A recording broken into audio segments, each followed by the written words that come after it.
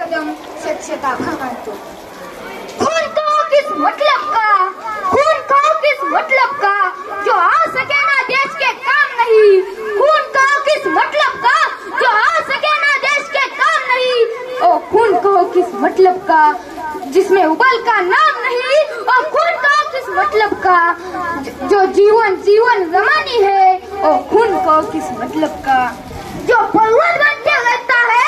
हाँ ओ खून नहीं ओ पानी है। ओ खून नहीं ओ पानी है। और उसी दिन लोगों ने खून की कीमत सही सही पहचानी थी। उसी दिन लोगों ने खून की कीमत सही सही पहचानी थी। बोले स्वतंत्र के खातिर बलिदान तुम्हें करना होगा। स्वतंत्र के खातिर बलिदान तुम्हें करना होगा। तुम बहुत जी चुके जग में, आगे तुम्हें मरना होगा। आजादी के चरणों में तुम्हें माला चढ़ाई जाएगी। और सुनो तुम्हारे शीशों के फूलों से तुम्हें माला चढ़ाई जाएगी। आजादी का संग्राम कई पैसों से खेला जाता है। कटाने सजा सबके सर झेला जाता है। और जानो बहू ऊंचे करके बोली, तुम हमें खून देना, तुम हमें खून देना, बदले में भारत की आजादी तुम मुझसे लेना। बदले में भारत की आजादी तुम मुझसे लेना। हो गई सभा में उठे थे, सीने में दिल न समाते थे, सीने में दिल न समाते थे। हम देंगे, हम देंगे, हम खून देंगे, ये शब्द सुनाई दे रहे थे। लेकिन लड़ाई के लिए जाने के लिए खड़े तैयार दिखाई देते थे। लड़ाई जाने के लिए खड़े तैयार दिखाई देते थे, खड़े तैयार दिखाई देते थे। बोले सुभाष, वो आगे आए जो अपने तन में खून भरता हो। वो आगे आए जो अपने तन में खून भरता हो। वो आगे आए जो अपने खून से हस्ताक्षर लिखता हो, जो अपने खून से हस्ताक्षर लिखता हो। और सारी जनता हुलकर उठी, हम आते हैं, हम आते हैं। अपने माता के चरणों में अपना अपना खून बहाते हैं, अपना अपना खून बहाते हैं। मित्रांनो, हे स्वातंत्र्य मिळालं आहे ना, पण या स्वातंत्र्याला जपणं सुद्धा तितकंच आवश्यक आहे का?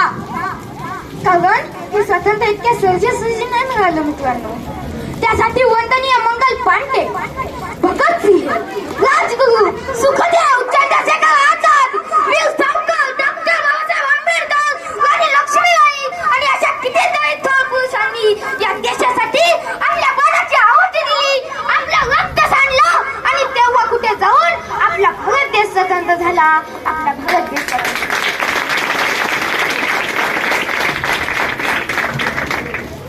आपण आपल्याला या देशासाठी आपल्या प्राणाची आहुती देण्यासाठी रक्त सांडण्याची संधी नाही, परंतु आपण सेवा मात्र करू शकतो। खरंच नशीबवान होते ते लोक जे देशासाठी केवळ जगलेच नाही, जे देशासाठी केवळ जगलेच नाही तर देशासाठी त्यांनी प्राणही अर्पण केले। खरंच नशीबवान होते ते लोक मित्रांनो।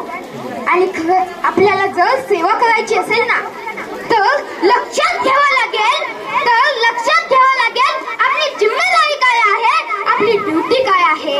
आणि कायमस्वरूपी लक्षात ठेवावं लागेल, हा संपूर्ण भारत देश माझा आहे आणि त्यातली सर्व लोक माझे आहे आणि त्यांच्यासाठी मला दिवसभर कष्ट करावेच लागणार।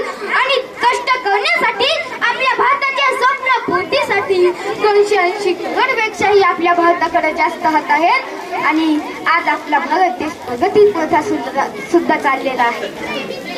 मित्रांनो, गेली काही वर्षापूर्वी आपल्या भारताची 10व्या क्रमांकावर अर्थव्यवस्था होती आणि आज आपल्या भारताने इतकी प्रगती केली आहे, इतकी प्रगती केली आहे की आज आपल्या भारताची अर्थव्यवस्था ही 5व्या क्रमांकावर आहे। आणि हीच अर्थव्यवस्था जर आपण कार्यकालात 2ऱ्या क्रमांकावर नेली तर आपण खूप काही केलं असे समजू नका। जेव्हा एखादा गरुड आकाशात उडत असतो ना, जेव्हा एखादा गरुड आकाशात उडत असतो तेव्हा त्याचं लक्ष जमिनीवरती त्याच्या पिल्लांकडे सुद्धा असतं।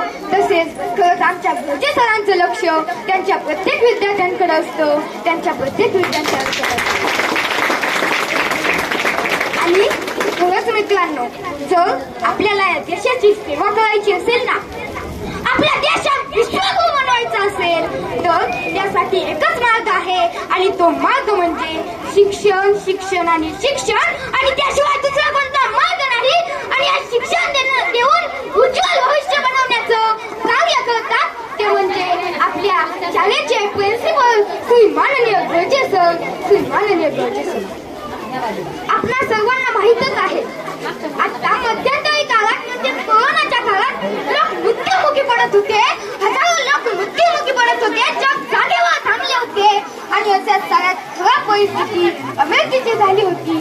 तेव्हा अमेरिकेचे अध्यक्ष श्री माननीय डोनाल्ड ट्रम्प यांचा फोन आपल्या भारताचे प्रधानमंत्री श्री माननीय नरेंद्र मोदी यांना आला. तेव्हा अमेरिकेचे अध्यक्ष काय म्हणतात बघा मित्रांनो. महोदय, कोरोनामुळे अमेरिकेची खरंच खूप बिकट परिस्थिती आहे. पॅरासिटामॉल या औषधाची खरंच खूप गरज भासू लागली आहे. कृपया भारताने अमेरिकेला मदत करावी. यावर आपल्या भारताचे प्रधानमंत्री काय म्हणतात बघा मित्रांनो. डोनाल्ड साहेब, तुम्ही निश्चित राहा, हीच तर खरी वेळ असते. एका मित्राने दुसऱ्या मित्राला मदत करायची. भारत देश हा लवकरात लवकर तुम्हाला पॅरासिटामॉल या औषधाची खेप वाटले. मित्रांनो, मी सांगण्याचं तात्पर्य एकच की अमेरिका हा जगातला एक नंबरचा देश, तो आजपर्यंत इतर देशांना मदत करायचा. पण आज आपला भारत देश त्या अमेरिकेला मदत करतोय. आज आपला भारत देश त्या अमेरिकेला मदत करतोय. आणि मित्रांनो, गेल्या 2 वर्षापूर्वी अफगाणिस्तान मध्ये भूकंप आला होता. लोक मृत्युमुखी पडले होते. जे जिवंत आहेत त्यांना खायला प्यायला अन्नधान्य नव्हतं. त्यांची सुद्धा कळपड उभं चालली होती. तेव्हा सुद्धा आपल्या भारताने हजारो टन गहू आणि सोबत आपले सैनिकही पाठवले. यावरून आपल्याला कळतं मित्रांनो की आज आपला भारत देश जगात शांती दूत म्हणून काम करतोय. जगात शांती दूत म्हणून काम करतोय. आणि मित्रांनो, गेल्या 2 वर्षापूर्वीच श्रीलंकेची आर्थिक व्यवस्था विस्कळीत झाली होती. तेथेही लोकांना खायला प्यायला अन्नधान्य नव्हतं. ती श्रीलंका साऱ्या जगाकडे आस लावून बसली होती. अरे माझ्या मदतीला कोणी येतंय का, अरे माझ्या मदतीला कोणी येतंय का. तेव्हा सुद्धा मित्रांनो आपल्याच भारताने पुढाकार घेतला आणि हजारो टन तांदूळ त्या श्रीलंकेला मदत म्हणून पाठवले. यावरून आपल्याला कळतं मित्रांनो की आज आपला भारत देश मदत घेणारा नाही तर मदत करणारा बनलाय. मदत घेणारा नाही तर मदत करणारा बनलाय. आज आपला हा नवीन भारत देश, परंतु या भारत देशाला शांतप्रिय म्हणून याच्या कोणी वाटेला जाऊ नये.